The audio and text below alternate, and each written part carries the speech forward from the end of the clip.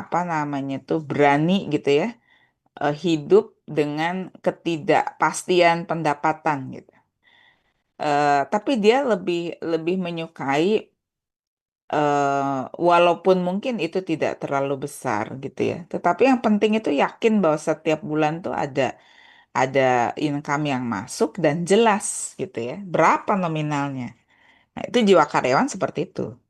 Tapi kalau jiwa entrepreneur, dia berani gitu. Berani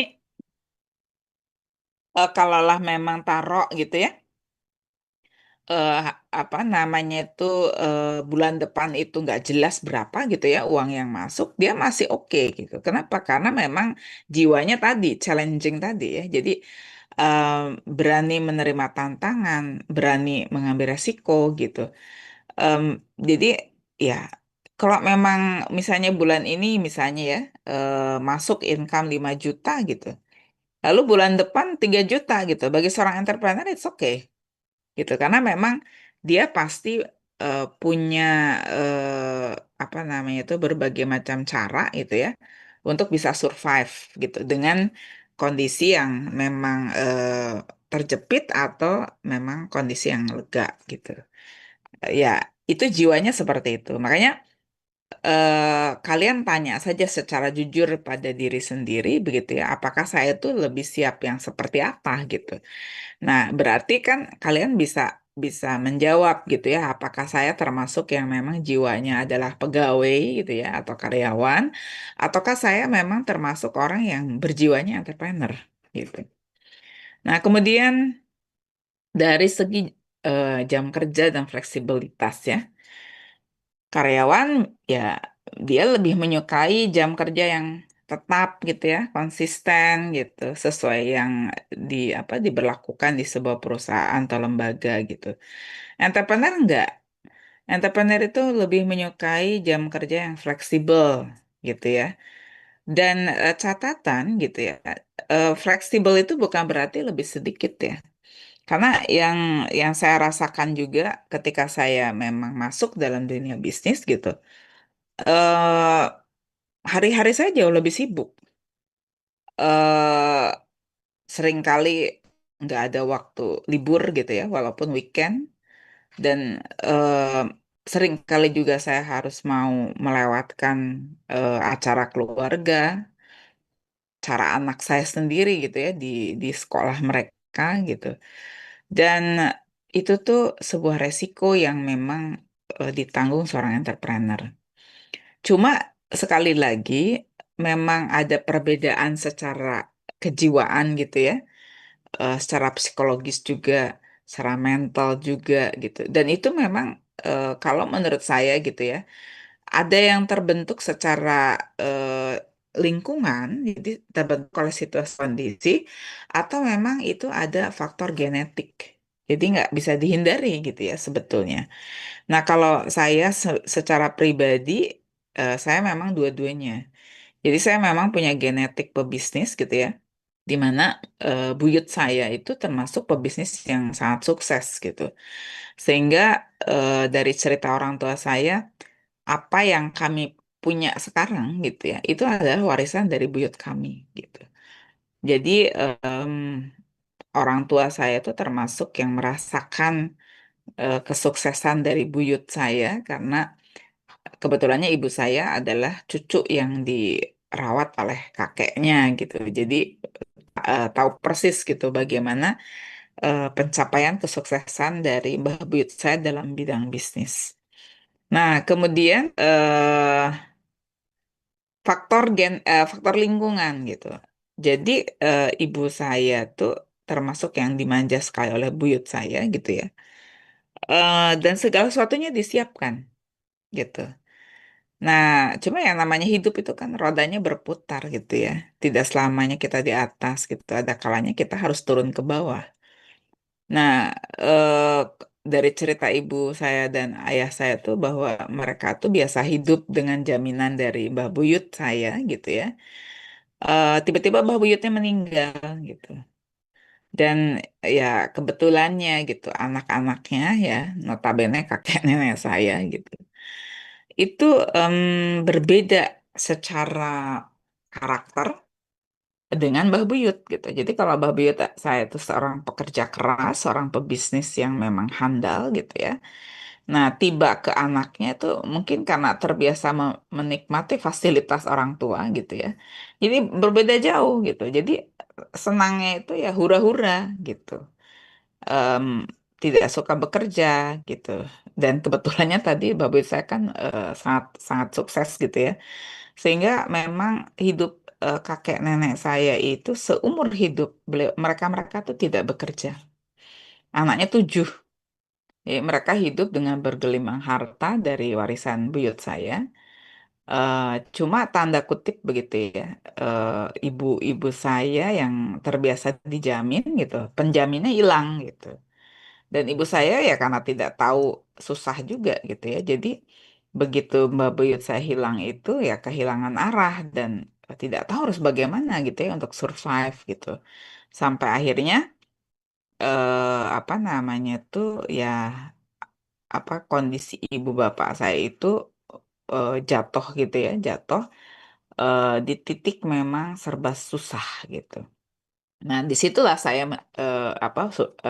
apa menjalani lingkungan yang akhirnya membentuk saya harus masuk dunia dagang gitu ya. Jadi saya kelas 3 SD itu diminta ibu bapak saya untuk mengelola toko karena kebetulan mereka adalah pegawai gitu ya. Eh Toko itu warisan buyut saya gitu. Toko itu. Nah, dan di situ tuh luar biasa ya. Jadi ini sebagai gambaran bahwa dunia entrepreneur tuh nggak baik-baik aja loh dari segi jam kerja gitu. Karena saya pun ketika sudah mengelola toko, artinya saya ya eh, kalau dengan konsep bisnis ya berarti saya sudah mulai bisnis saat itu gitu ya. Cuma kan ilmunya belum punya gitu. Jadi betul-betul hanya buka toko, belanja, melayani gitu ya. Tapi tidak punya konsep yang namanya bisnis plan gitu ya. Kemudian juga manajemen perusahaan ya nggak punya lah gitu. Namanya juga masih kecil gitu. Tapi memang saya learning by doing di situ gitu. Jadi how to sell, how to manage gitu. Itu betul-betul saya apa ya, konstruk sendiri berdasarkan insting dan apa yang saya baca gitu. Nah, ya saya rasakan betul bagaimana orang lain sudah tidur, saya masih beres-beres toko gitu ya. Orang lain apa main gitu ya, misalnya saya harus nungguin toko gitu. Dan sebagainya gitu. Dan itu tuh ya berulang ketika saya sudah menjadi dosen dan saya masuk dunia bisnis, itu terulang gitu. Bagaimana hektik activity saya sampai sekarang gitu ya, sampai sekarang tuh em, walaupun saya sekarang sejujurnya udah agak menurunkan gitu karena faktor usia juga gitu ya. Tapi sebelum-sebelumnya itu luar biasa kesibukan yang saya punya tuh karena memang di dunia bisnis gitu. Dan saya mulai menurunkan activity itu setelah saya dapat input lah gitu ya, dapat input dari anak saya sendiri gitu ya. Bagaimana anak saya tidak terlalu suka ibunya jarang di rumah gitu, atau ada di rumah tapi sibuk sendiri gitu ya. Dan saya berpikir oh iya ya saya lupa gitu memberikan hak pada anak-anak saya. Oleh karena itu di di di kesibukan sekarang sesibuk apapun lah, sibuk apapun saya memang menyisakan waktu yang menjadi hak untuk anak-anak saya. Jadi akhirnya di weekend gitu ya, terutama gitu. Di weekend tuh saya memang mewajibkan 1 hari aja minimal ya. Kalau dua-duanya bisa, alhamdulillah. Tapi biasanya sih 1 hari. Saya tidak punya activity kecuali memang menghabiskan quality time dengan anak-anak saya. Jadi itu yang eh, harus menjadi gambaran juga bahwa oh ternyata ya beda gitu ya dunia karyawan, dunia entrepreneur. Nah, kemudian sumber penghasilan. Ya karena memang karyawan atau pegawai itu bekerja pada sebuah company atau lembaga gitu ya. Maka ya sumber pendapatannya hanya satu dari gaji gitu ya. Nah, tapi kalau entrepreneur itu bisa multiple income. Kenapa? Karena ketika kita melakukan penjualan produk bisnis kita, maka saya yakin gitu ya, tidak ada yang menjual tuh hanya satu aja gitu ya. Pasti itu multi revenue stream, pasti dari multi aliran gitu. Jadi kayak saya sendiri gitu, kalau jualan itu bisa melalui media sosial, bisa melalui website gitu ya. Kemudian bisa mode to mode, lalu bisa juga dengan sistem konsinyasi gitu, atau ya di toko secara langsung gitu. Jadi ada store sendiri. Nah, itu artinya memang multiple income, sehingga wajar gitu ya jika seorang entrepreneur penghasilannya akan jauh lebih besar daripada pegawai. Nah, kecuali ya tanda kutip, kecuali memang produk bisnisnya itu tidak laku gitu. Jadi ada kondisi kalau misalnya produk bisnis itu tidak laku ya pendapatan seorang entrepreneur bisa jauh lebih sedikit daripada karyawan gitu. Makanya menjadi seorang entrepreneur itu tidak mungkin dia orangnya itu malas ya. Menjadi seorang entrepreneur itu harus aktif, harus rajin gitu karena sumber pendapatan atau sumber income yang masuk ya sangat itu linier dengan apa yang dia lakukan gitu. Nah, kemudian karyawan juga kalau ingin meningkatkan penghasilan itu memang lebih cenderung kepada peningkatan karir gitu ya. Sehingga harus betul-betul bagaimana dia membangun loyalitas, membangun capability yang diperlukan oleh perusahaannya. Karena jika tidak, ya nanti dia tidak bisa meningkatkan taraf gajinya gitu ya.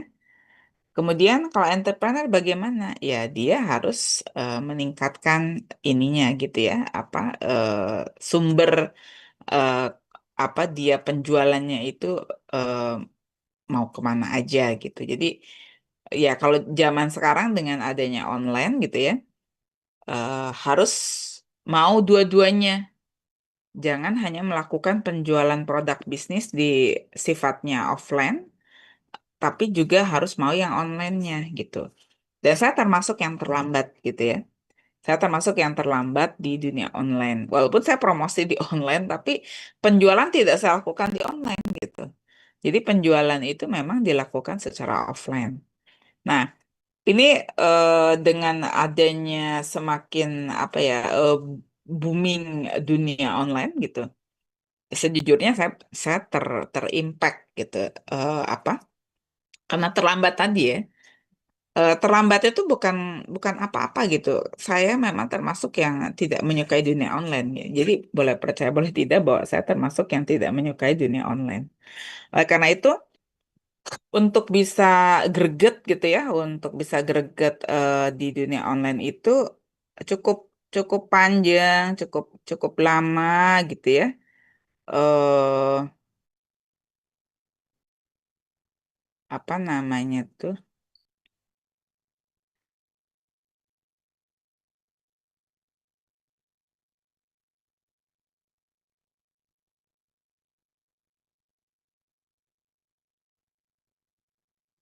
Cukup apa ya namanya tuh? Em, jadi saya baru nyadar itu ya ketika beberapa em, project yang saya center gitu ya, yang saya targetkan tuh gagal. Jadi jadi gagalnya itu karena reason dari si calon klien ini saya tidak punya portofolio online sehingga mereka tidak bisa mengecek gitu ya sejauh apa capability dari eh,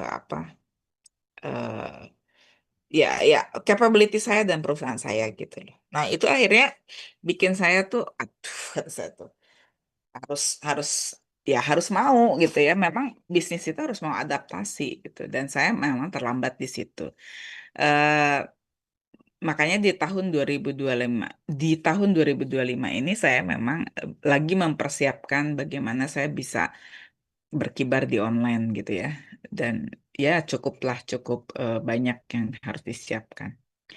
Nah, jadi dengan demikian, kalau kita berbicara mimpi ya antara dunia karyawan dengan dunia entrepreneur gitu ya, atau antara seorang karyawan dengan seorang entrepreneur gitu. Memang kalau kita lihat dari logika berpikir ya, dari logika gitu. Ya karena memang sumber pendapatan karyawan itu cuma satu gitu ya dari gaji, maka memang ya kalau mau membangun mimpi otomatis terbatas lah. Karena penghasilan juga kan tetap gitu ya. Tapi beda dengan entrepreneur. Memang fluktuatif. Entrepreneur itu bisa lebih kecil dari karyawan, tapi juga dia punya peluang untuk bisa lebih besar daripada karyawan gitu. Sehingga akhirnya mimpi para entrepreneur itu biasanya mimpi-mimpi besar gitu. Nah, dulu ya sebelum sebelum ada teman-teman saya di kampus itu mengetahui aktivitas saya di luar kampus itu di dunia bisnis gitu ya. Saya itu sering disebut apa pemimpi yang muluk gitu, orang yang muluk gitu, karena saya mimpinya selalu selalu besar gitu ya. Kadang bukan kadang sering kebesaran gitu, sehingga saya tuh dibilang tuh si pemimpi besar katanya gitu. Nah, why gitu ya saya punya punya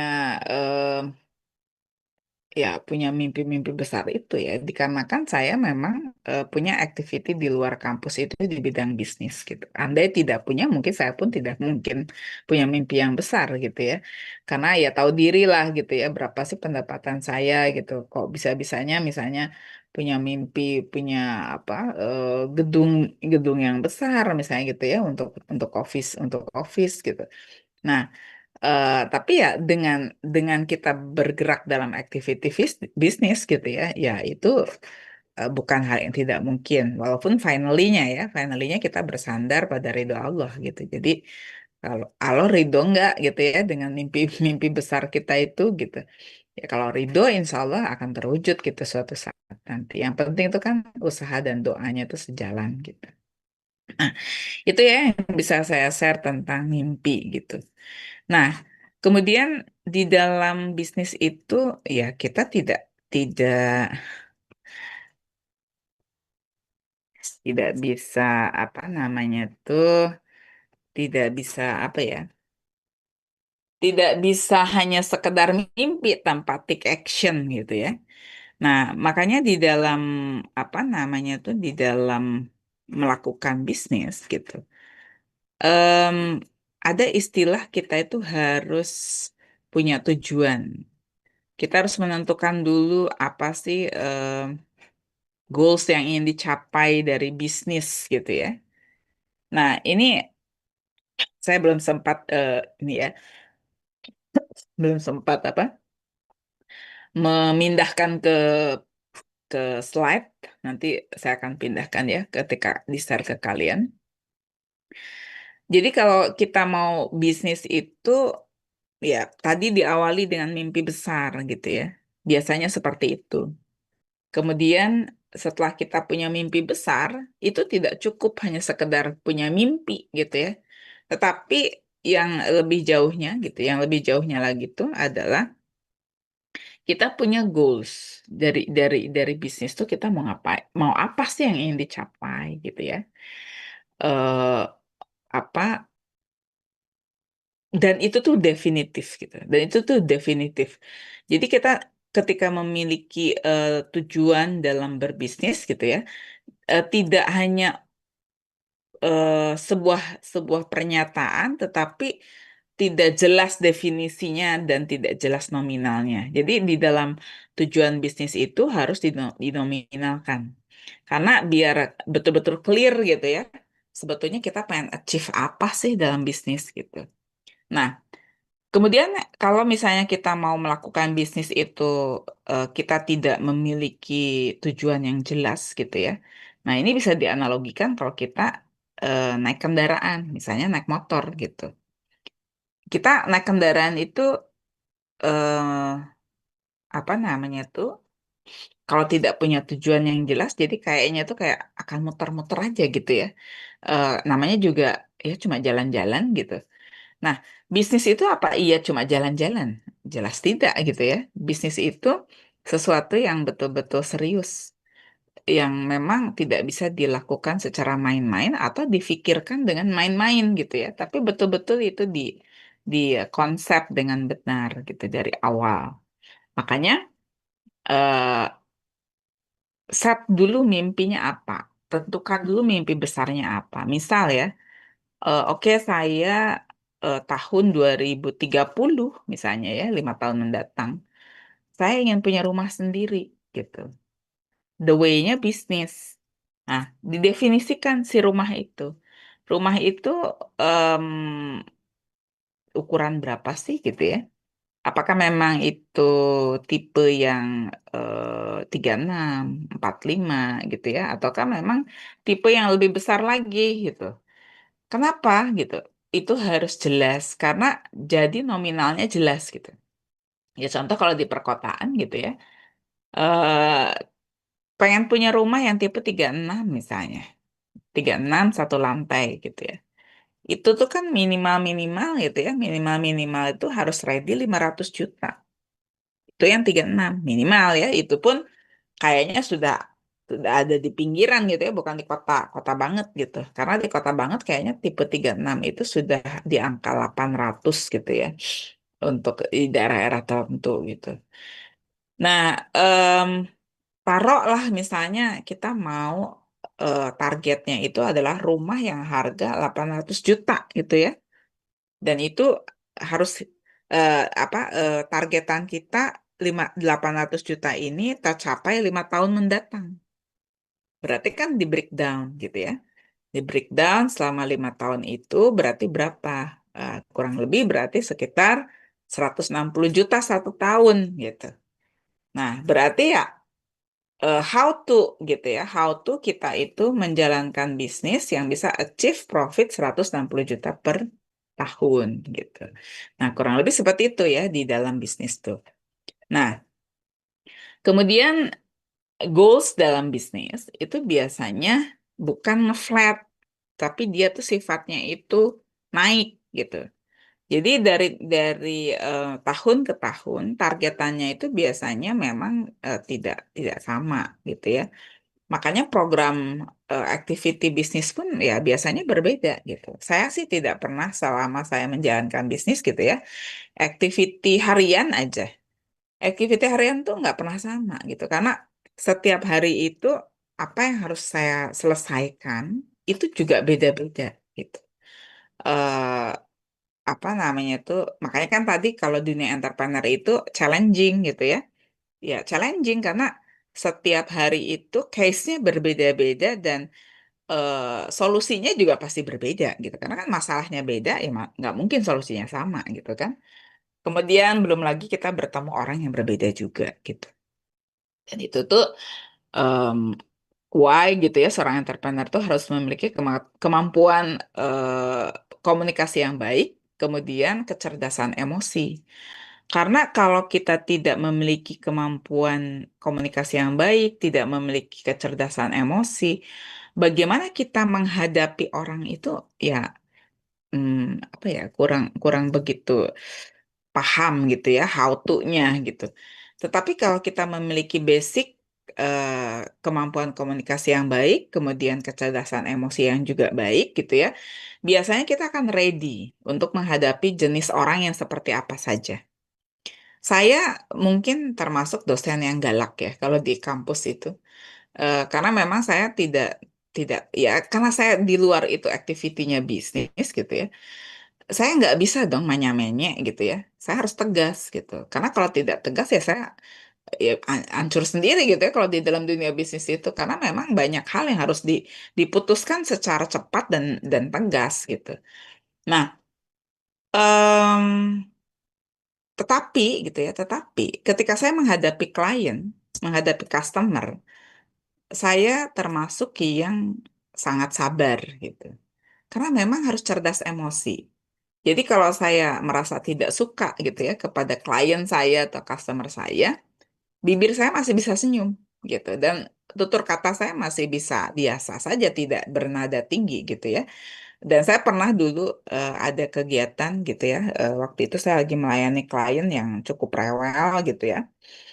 Dan waktu itu tim saya gitu ya, tim saya tuh eh, greget gitu ya, sampai tim saya tuh bilang begini, Bu, Ibu kok masih bisa sabar ya menghadapi klien itu katanya. Kalau saya, aduh Bu, udah emosi jiwa katanya gitu. Ya, itulah bisnis gitu ya. Karena memang ada istilah pembeli adalah raja gitu. Itu tidak bisa dipungkiri. Nah, em, kembali lagi gitu ya. Jadi goals dalam bisnis itu biasanya tidak nge-flat gitu ya. Ya targetan-targetan dalam bisnis itu biasanya naik gitu. Apakah saya juga termasuk yang seperti itu ya gitu ya. Jadi ada periodic time gitu. Dan memang saya biasanya 5 tahunan. Jadi 5 tahun itu harus achieve sampai mana, 5 tahun berikutnya harus achieve sampai mana, begitu. Supaya eh, triggernya tuh kuat, gregetnya lebih lebih lebih besar gitu ya. Sehingga walaupun usia bertambah, tetapi semangat hidup itu tidak tidak apa ya, kalau kata saya tuh tidak menurun gitu. Tapi bukan berarti juga semakin apa ya, semakin gila gitu ya. Kalau saya sih ya berdoanya kepada Allah tuh ya semakin tua semakin merunduk gitu. Sehingga targetannya memang jauh lebih besar, tetapi kebermanfaatannya mungkin juga jauh lebih besar gitu ya. Contoh ya, awal-awal saya terjun dalam dunia bisnis itu goal saya ya buat pribadi aja gitu. Saya tidak berpikir untuk orang lain. Goalsnya buat pribadi aja. Jadi ya apa sih yang saya inginkan gitu ya dalam dalam hidup saya gitu. Eh, so ya itu aja yang saya kejar gitu. Tapi begitu usia bertambah, goal saya berbeda gitu. Jadi sudah mulai ada sisi oke saya pengen berbagi gitu ya. Berbagi sama siapa? Sama keluarga, keluarga besar gitu. Terus usia saya bertambah lagi. Nah, udah mulai lagi tuh perubahan lagi. Jadi saya berbaginya nggak mau only dengan keluarga besar gitu ya. Jadi kalau bisa itu masuk ke masyarakat gitu. Makanya saya itu kalau lagi lega itu waktunya gitu ya. Saya sering mengadakan pelatihan gratis, seminar gratis, apalah yang gratis gitu ya. Karena itu the way saya berbagi gitu. The way saya berbagi dengan orang lain. Ya apa dari sisi material saya mungkin belum begitu punya kemampuan berbagi banyak gitu ya.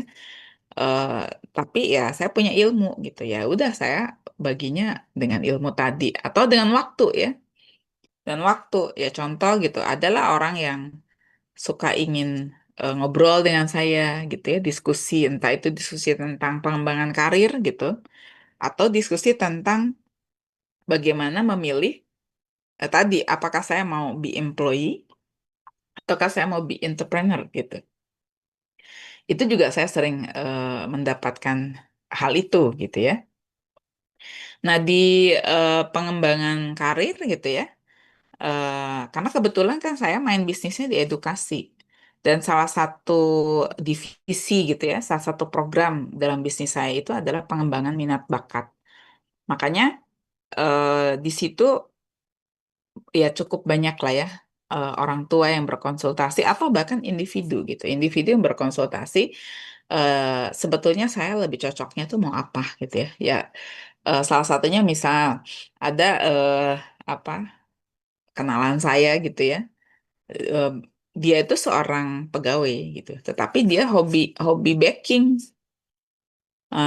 Dan dia hasil bakingnya tuh dijual gitu ya. Karena memang enak gitu sehingga sudah bisa punya pasar dan akhirnya dia galau gitu, galau apakah saya harus stay gitu ya tetap menjadi employee ataukah change gitu ya, change career to be a entrepreneur gitu, to be an entrepreneur yaitu sebagai apa pengusaha dalam bidang bakery gitu.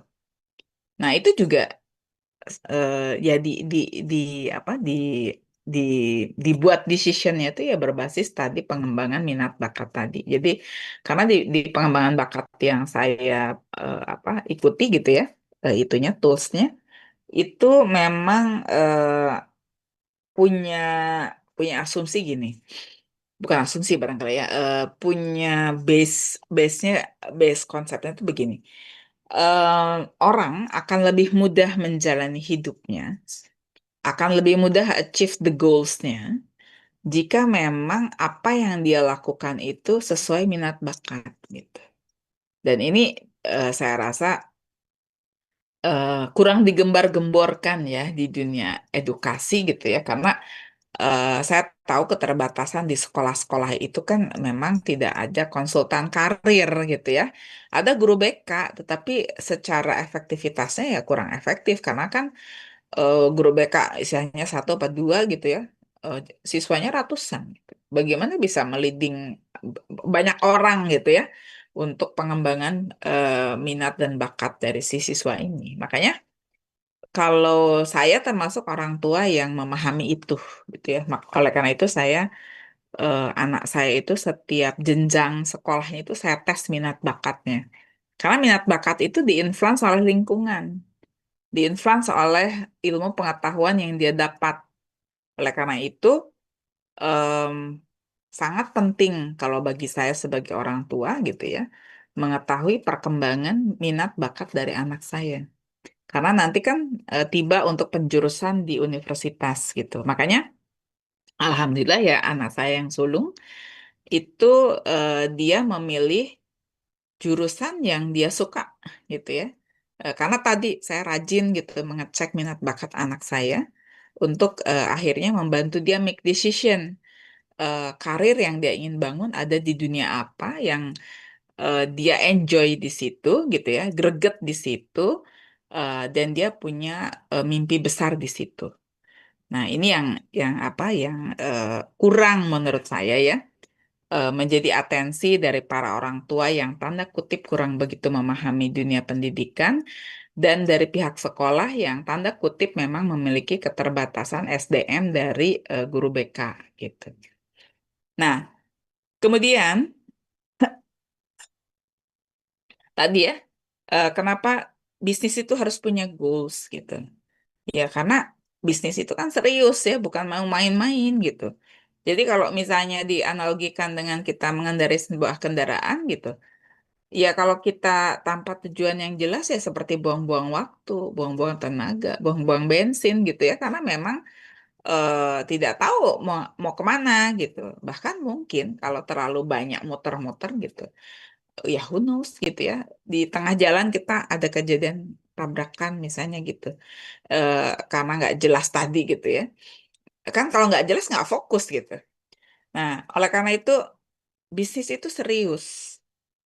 Apapun itu, sekecil apapun itu. Ya seperti saya skalanya mikro ya, UMKM gitu. Karena memang nggak tahu kenapa ya, saya tuh memang kurang begitu tertarik up ke level bisnis yang lebih besar gitu ya. Karena saya tuh penikmat hidup basicnya gitu ya. Jadi bisnis itu the way saya untuk meningkatkan income aja sebetulnya. eh tapi saya secara pribadi tuh goalsnya nggak terlalu besar-besar banget. Jadi saya tuh pengennya tuh ya hidupnya serba mudah gitu ya. Eh, dan saya sadar kalau selama di dunia hidup akan lebih mudah kalau ada uang gitu. Tetapi saya tidak punya mimpi sampai menjadi konglomerat gitu. Saya sempat diomongin sama teman saya yang pebisnis, Kin kamu tuh punya mental block deh katanya gitu. Karena kamu kok tidak punya mimpi yang sangat besar dalam bisnis kamu gitu. Ya, kalau saya hanya berpikir untuk UKM aja gitu ya, untuk UKM. Itu kan omsetnya 10 miliaran gitu ya. eh dan untuk UMKM itu kan 2 miliar gitu. Ya kalau bagi saya mah ya udah cukup lah gitu. Kalau misalnya saya achieve the goals itu gitu ya. Ya targetan saya achieve the goals itu aja gitu. Tapi if misalnya saya melihat ada peluang lagi gitu, ada kebutuhan lagi gitu ya, ya why not saya bikin bisnis baru, tapi tetap tadi dalam skala UMKM gitu, karena saya tidak punya apa greget untuk ke up gitu ya. Why saya tidak punya greget ke up gitu? Ya karena saya tidak mau bersentuhan sama politik. Jadi bisnis itu semakin besar, itu pasti bersentuhan sama birokrat gitu ya, sama politik. Dan saya tidak mau di situ gitu.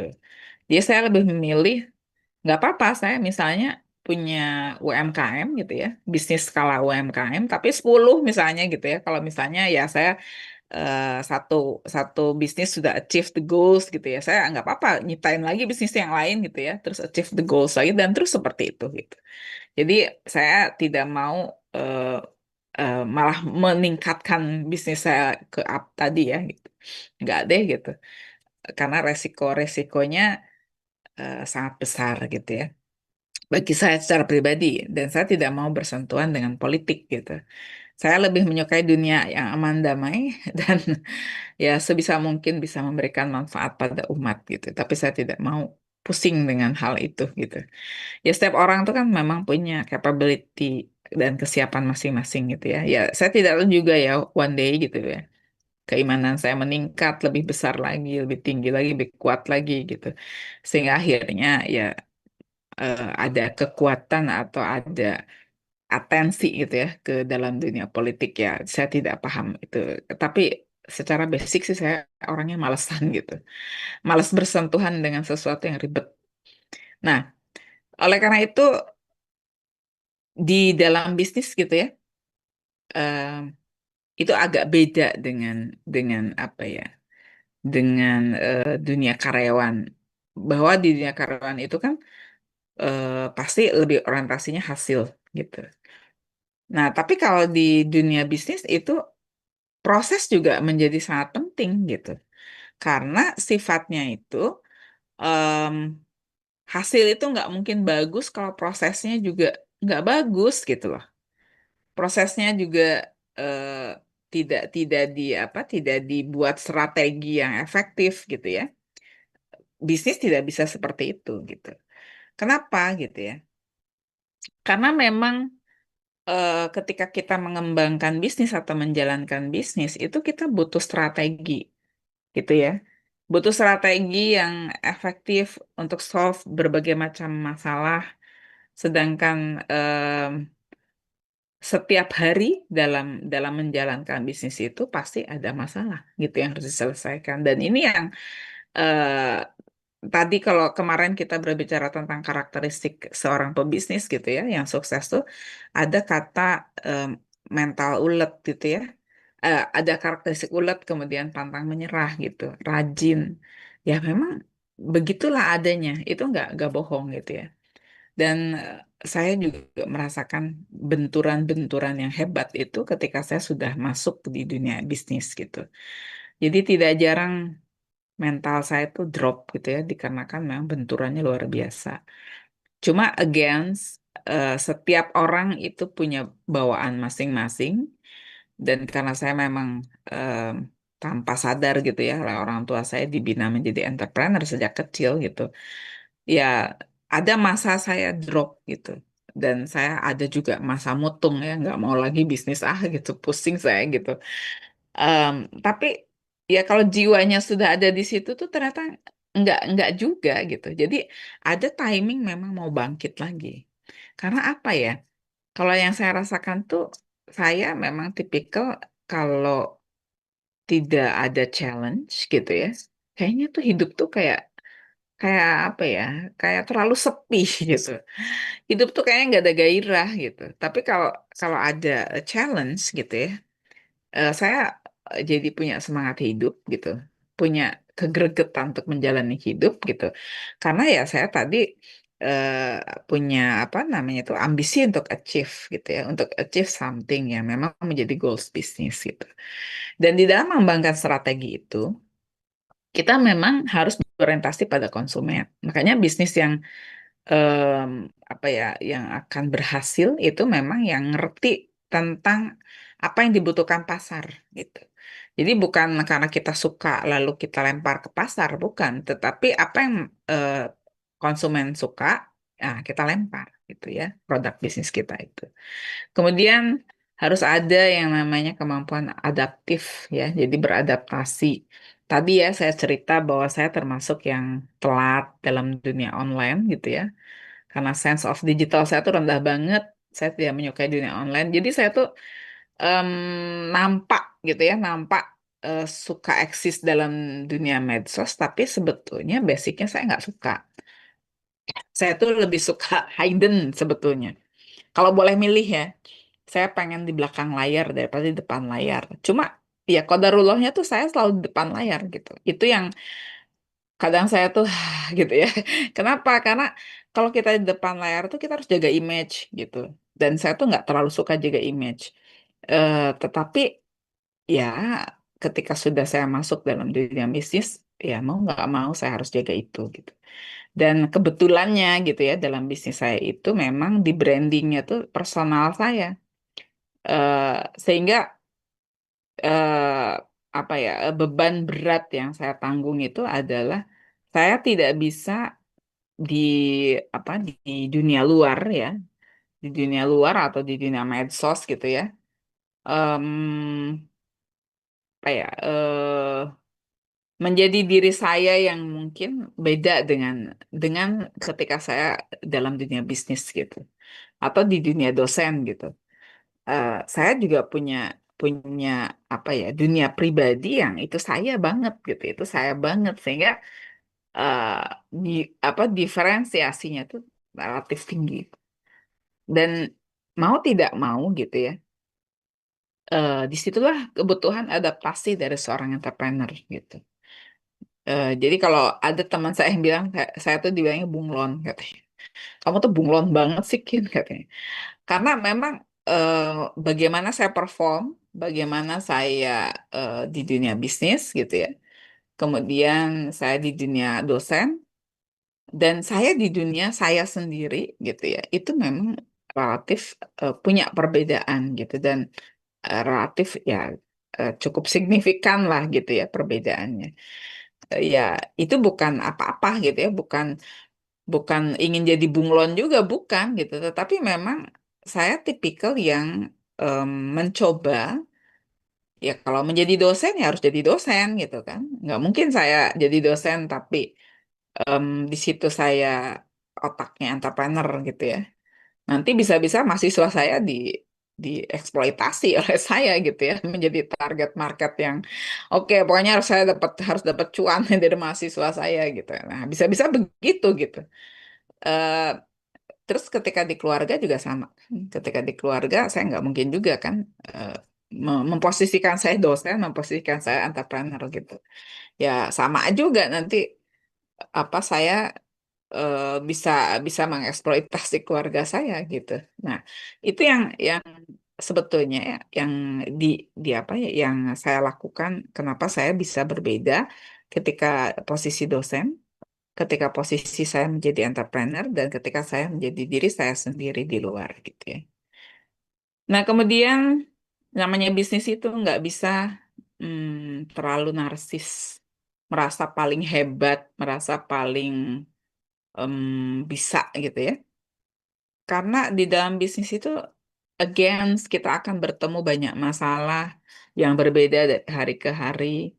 Kita akan bertemu banyak orang yang juga berbeda karakteristiknya gitu. Beda juga bagaimana sikapnya pada kita. Mental mereka juga beda-beda gitu kan. Ada yang mentalnya ya baik-baik aja, ada yang mentalnya itu setengah jahat, ada yang jahat gitu ya. Ada yang cari keuntungan mulu gitu. Ada yang oke fair-fair aja gitu. Itu tuh betul-betul apa ya? Unpredictable gitu. Oleh karena itu di dalam bisnis itu rata-rata ya, setiap pebisnis itu punya kewaspadaan yang tinggi. Makanya kalau apalagi kalau pebisnisnya itu pebisnis yang handal ya, yang memang sudah makan asam garam di dalam bisnis itu sudah kenyang banget gitu. Saya bertemu dengan orang-orang yang seperti itu rata-rata humble. Jadi rata-rata tidak sombong gitu. Karena mereka punya keyakinan apa yang mereka capai saat itu gitu ya atau saat ini gitu. Itu memang sudah berdarah-darah gitu ya. Karena rata-rata nggak ada lah pebisnis yang sukses itu tanpa mengalami kegagalan gitu. Saya pun gitu ya termasuk bukan pebisnis yang sudah sukses gitu ya. Saya masih belum achieve semua goal saya dalam bisnis gitu. Jadi saya juga tidak merasa sukses gitu. Tapi saya masih berjuang untuk sukses, yaitu achieve goals bisnis saya. Em, apa namanya tuh ketika ketika ya achieve the goals gitu ya, misalnya achieve salah satu goal saya gitu, itu juga sama gitu. Em, Selalu berdoanya tuh ya Allah jangan sombong gitu, jangan sombong. Kenapa? Saya tahu kalau saya sudah sombong dikit aja gitu ya, Allah tuh langsung negur gitu, bisa langsung diambil gitu apa yang sudah dicapai itu. Makanya em, saya merasa why ya bisnis itu menjadi sunnah gitu dalam Islam, karena memang kayaknya tuh keyakinan terhadap Allah itu akan semakin besar sih kalau yang saya rasakan ya. Saya tidak bisa menggantungkan rezeki saya sama manusia gitu.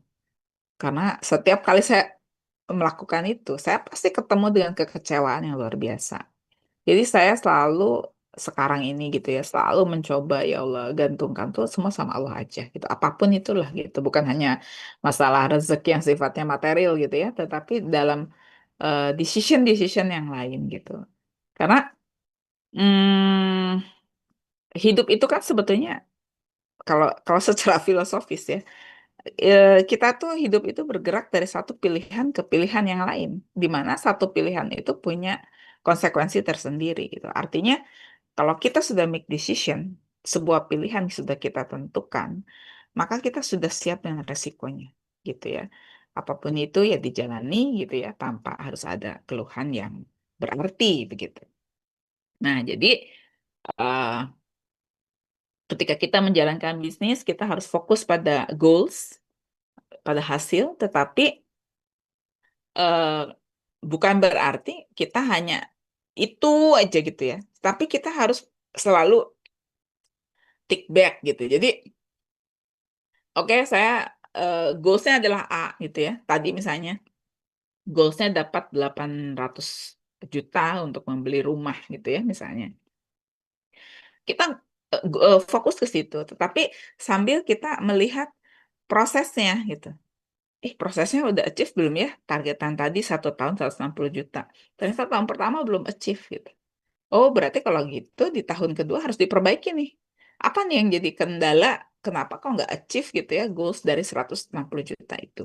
Nah, berarti ada yang ketinggalan dong ya. Misalnya tahun pertama dapatnya 100 juta gitu.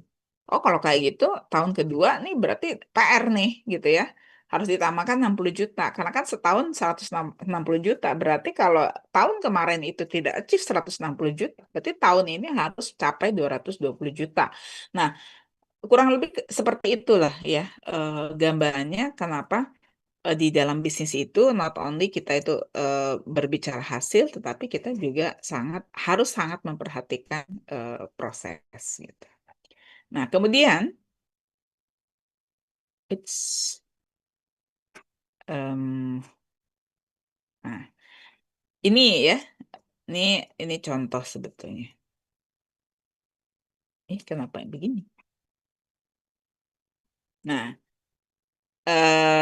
sorry sorry. Ini ya, ini gambaran aja gitu. Jadi, kalau kita misalnya pengen goalsnya itu adalah mencapai 50 juta gitu ya, eh, berarti bagaimana nih caranya? Kalau dalam 1 tahun achieve 50 juta gitu. Ya di breakdown kepada bulanan gitu ya. Misalnya, oke, dilihat dari nominal gaji gitu, ternyata cukuplah gitu ya untuk achieve 50 juta dengan hanya menyisihkan 10% gitu. Nah, ya itu dalam bisnis tuh kurang lebih seperti itu.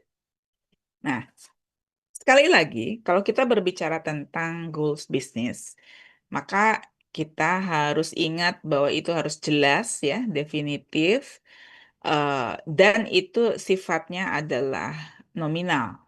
Jadi kalaupun misalnya goalsnya tadi membeli rumah, rumahnya tuh yang bagaimana, tipe berapa, berapa harganya. Nah, si nominal inilah yang menjadi target bisnis kita gitu ya. Nah, kemudian ada kesalahan dalam menentukan goals bisnis ya. Apa kesalahannya gitu? Ini juga pernah saya ini ya. Ini kenapa kayak gini? Sorry ini. Nah, Apa kesalahannya? Yang pertama itu terlalu besar. Pernah nggak saya menentukan goals yang terlalu besar? Pernah banget, sering bahkan ya. Nah, dan yang saya rasakan, memang betul sih triggernya akan menjadi lebih besar gitu ya, karena kan goalsnya besar gitu. Tapi yang namanya capeknya juga luar biasa gitu. Dan saya sekarang ini di posisi nyantai ya, karena saya tidak mau lagi seperti ketika saya zaman muda gitu. Ketika saya zaman muda itu sangat ngoyo banget gitu untuk achieve the goals gitu ya. Dan aduh itu benar-benar seven seven days bekerja gitu ya. Em, Kemudian tidur itu kurang gitu ya. Jadi saya tidur tuh 3 sampai 4 jam lah dalam sehari gitu. Dan itu tuh em, awal tegur gitu ya. Awal tegur di usia berapa ya? Saya lupa kemarin tuh. Saya sakit dan itu hampir 1 tahun saya sakit. Jadi 1 tahunan tuh saya benar-benar tidak merasakan sehat gitu ya. Jadi flu batuk terus eh, kepala saya pusing, sering demam gitu ya. Makan tidak enak, tidur juga tidak nyenyak gitu. Dan saya waktu itu tuh bingung kenapa gitu ya. Karena saya termasuk orang yang kuat secara fisik gitu. Dan waktu itu saya cerita sama sahabat saya, ini saya kenapa ya gitu. Saya apa ke dokter nggak sembuh, minum rempah nggak sembuh. Biasanya saya kalau minum rempah tuh udah sehat lagi gitu. Lalu sahabat saya ini bilang, kalau saya lihat pola pola hidup kamu katanya, pola hidup kamu jelek banget karena kamu bekerja 7 days gitu ya dan tidak ada libur gitu, kurang tidur, terutama kurang tidur gitu ya. Dan menurut dia tuh saya harus merubah pola itu. Jadi jangan sampai bekerja itu tanpa istirahat. Kita boleh punya mimpi, kata kata sahabat saya itu. Kita boleh punya mimpi, kita boleh punya target. Tetapi em, jangan sampai hal itu tuh membuat kita tuh sampai nggak bisa beristirahat, katanya gitu. Karena istirahat tuh penting, kata dia tuh. Dan saya refleksi gitu, why gitu ya. Ya, salah satunya adalah target saya terlalu besar. Jadi berat banget gitu untuk mencapainya dan saya apa namanya itu ya merusak merusak diri sendiri gitu ya.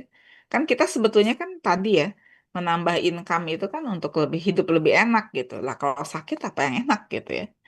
Nah, kemudian sorry, kok ini kenapa? Nah, yang keduanya terlalu banyak. Pernah juga saya ngalamin. Jadi saya pernah melis gitu ya, goals itu sampai 10 gitu. Itu kan gila gitu ya. Jadi goals itu jangan banyak-banyak. Jadi ya 3 lah gitu ya. Misalnya tadi pengen rumah gitu, kemudian misalnya umroh gitu, kemudian beli mobil, nah 3 aja gitu. Jangan banyak-banyak, karena kalau banyak-banyak sama kasusnya. Jadi kita akan sangat ngoyo gitu ya, sampai ya tadi mungkin 7 days, kemudian almost 24 hours gitu ya untuk bekerja. Dan itu betul-betul merusak diri kita. Dan saya sudah membuktikan itu dengan sakit 1 tahun. Dan saya nggak mau lagi gitu ya. Aduh, nggak enak. Ada duit nggak sakit, itu nggak enak ya. Karena makan juga nggak enak, tidur nggak nyenyak gitu. Jadi yang enak itu adalah banyak duit sehat gitu. Makanya bagaimana kita manajemen manajemen dirinya itu dibaguskan gitu. Jadi jangan sampai lupa mengatur pola makan, pola tidur, pola olahraga ya. Nah, itu apa menjadi concern saya nih di tahun 2025 ini karena saya itu sebelum-sebelumnya itu termasuk yang umbrusnya jorok gitu. Dimakan dan saya malas olahraga gitu. Dan ini tuh ternyata ya sama gitu ya, merusak diri. Dan kalau kita merusak diri berarti kita tidak memiliki kecintaan terhadap diri kita sendiri padahal gitu ya. Mau enak, mau tidak enak tuh dirasakan sendiri gitu. Orang lain tuh cuma bisa ikut merasakan tapi nggak merasakan sebetulnya gitu ya. Karena kalau sakit kita sendiri yang merasakan. Oleh karena itu janganlah kita menyeting goals bisnis kita itu gitu ya terlalu banyak. Ya 3 gitulah. Eh, Kalau yang saya rasa sih tiga itu lebih lebih make sense gitu ya untuk di achieve dan kitanya tidak terlalu ngoyo. Kemudian eh apalagi tidak apa tadi terlalu banyak gitu ya. Kemudian tidak tertulis. Jadi kalau di dalam bisnis apa goals bisnis itu harus ditulis. Jadi nggak boleh dinyatakan secara lisan tapi tidak dituliskan. Nah, tidak boleh seperti itu. Tapi betul-betul harus dituliskan. Biasanya itu ditulis di business plan ya. Atau di setting goals gitu, di setting goals. Kalau saya ya di setting goals ya, di setting goals bisnis saya itu saya tuliskan apa yang ingin di achieve gitu. Karena ini menjadi reminder, reminder ketika kita lagi lesu ya. Kan semangat tuh nggak on terus, semangat tuh kan on off ya. Kadang tinggi gitu, kadang ya melandai gitu. Nah, biasanya ketika melandai inilah biasanya dicobalah gitu ya, dibuka gitu dokumentasi dari apa goal goal setting yang kita buat gitu. Nah, biasanya tuh kalau saya biasanya oh iya ya aku tuh punya target ini. Aduh, nggak boleh malas, nggak boleh malas gitu.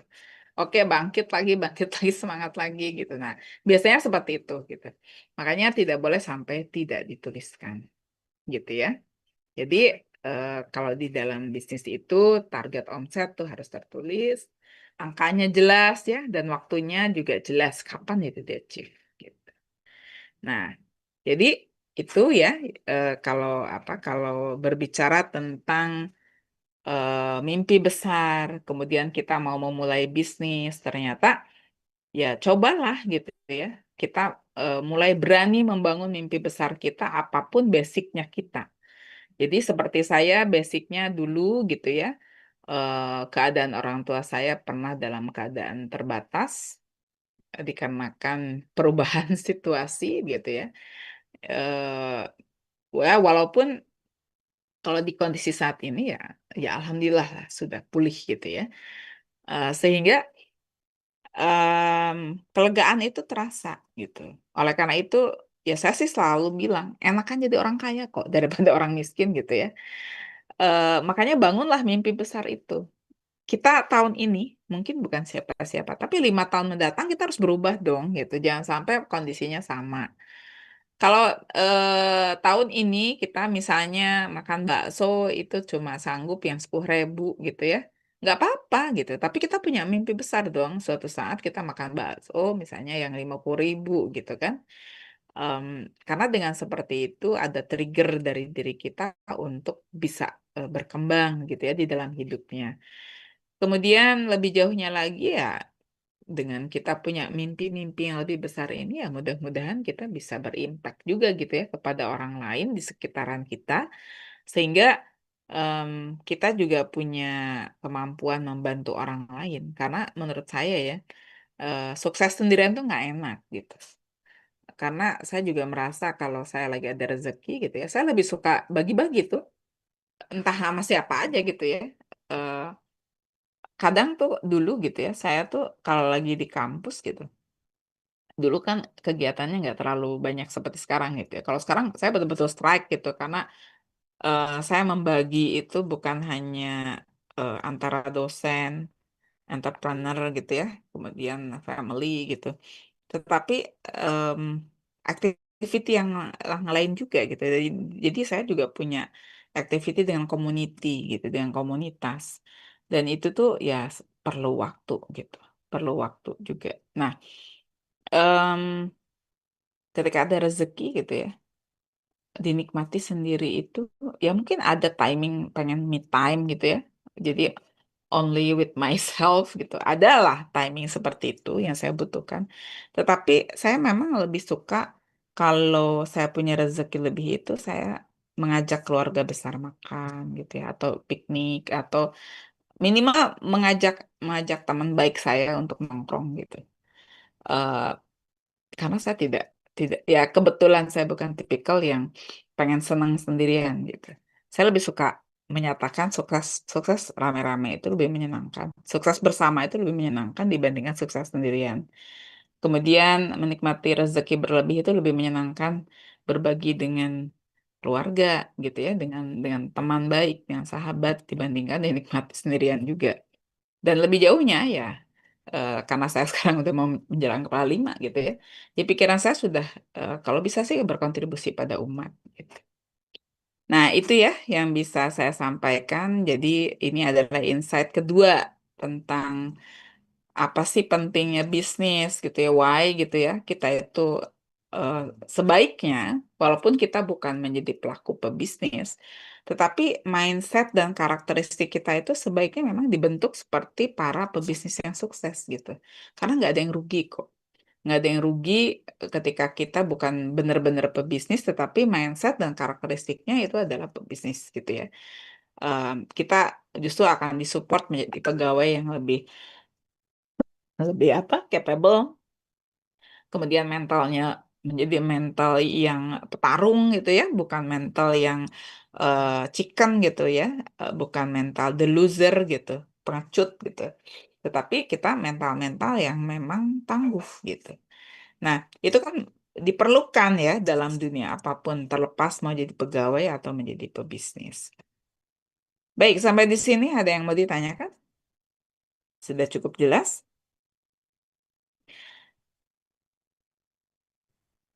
Cukup jelas, Bu. Oke, Jelas, kalau sudah Ibu. cukup jelas, untuk pertemuan kedua saya akhiri sampai di sini ya. Mudah-mudahan minggu depan kita bisa berjumpa secara offline begitu. Dan kita akan berbicara hal yang lain lagi. Dan kita sudah mulai ada ini ya. Saya akan mulai menyisipkan tentang eh, bagaimana kalian memilih ide bisnis untuk proyek UAS kalian gitu. Karena kan mata kuliah ini bukan mata kuliah teoritis, tapi mata kuliah praktik. Walaupun saya di pertemuan 1 sampai ya mungkin sampai 3 ya, sorry sampai 4 itu saya mungkin masih memberikan insight-insight gitu. Tapi setelah itu kita akan masuk pada apa hal-hal yang sifatnya praktis gitu ya. Baik, sebetulnya hari ini juga praktis, cuma saya belum menyampaikan contohnya. Nanti saya berikan contohnya, kita bahas di pertemuan berikutnya ya. Kalau begitu kita tutup perkuliahan dan bacaan hamdalah. Alhamdulillahirabbil alamin. Alhamdulillahirabbil alamin. Terima kasih banyak buat semuanya. Assalamualaikum Terima kasih, warahmatullahi Ibu. wabarakatuh. Sama-sama. Waalaikumsalam warahmatullahi Waalaikumsalam wabarakatuh. warahmatullahi wabarakatuh. Terima kasih, Waalaikumsalam Ibu. warahmatullahi Sama-sama. wabarakatuh. Baik, Makasih saya banyak tutup Ibu. ya. Ya, izin live ya. Iya, Ibu. Iya Ibu, Recording Ibu stopped. sehat-sehat.